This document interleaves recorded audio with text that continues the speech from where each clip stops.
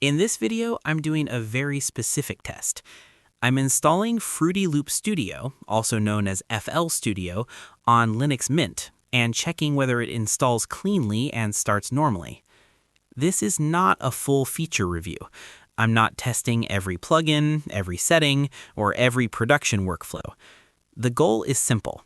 Can you install FL Studio on Linux Mint using Winboat, and does it launch in a usable, stable way? I'm running Linux Mint 22.3. Winboat is already installed and ready to go. If you haven't installed Winboat yet, I've already covered that in a separate video. You can watch that first. I'll leave the link in the description and in the pinned comment. For this video, we're starting from the point where Winboat is already working. I've also already downloaded the official FL Studio Windows installer. This is the same installer you'd use on a Windows system. No modified files, no workarounds. I open Winboat, and from here, everything feels structured and clean.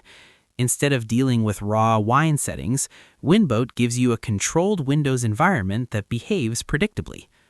I choose to install a Windows application and select the FL Studio installer I downloaded earlier. Once the installer starts, this is the first real checkpoint.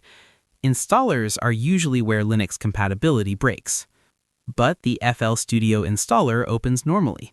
The interface looks correct, text is readable, buttons respond properly, nothing feels broken or incomplete. I go through the setup using the default options: license agreement, installation location, standard settings.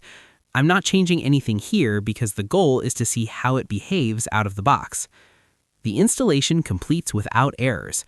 That alone is important. No crashes, no missing dependencies, no strange warnings.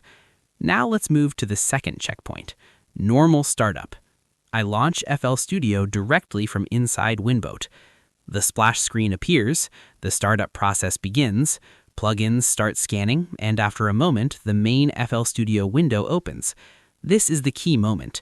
The interface loads fully. Playlist, channel rack, mixer, browser, everything appears as expected. No missing panels, no broken visuals. At this point, I stop, because this is where the test ends. The application installs correctly and launches normally. I'm not digging into deep settings. I'm not stress testing performance. I'm not running long sessions. That deserves its own dedicated video.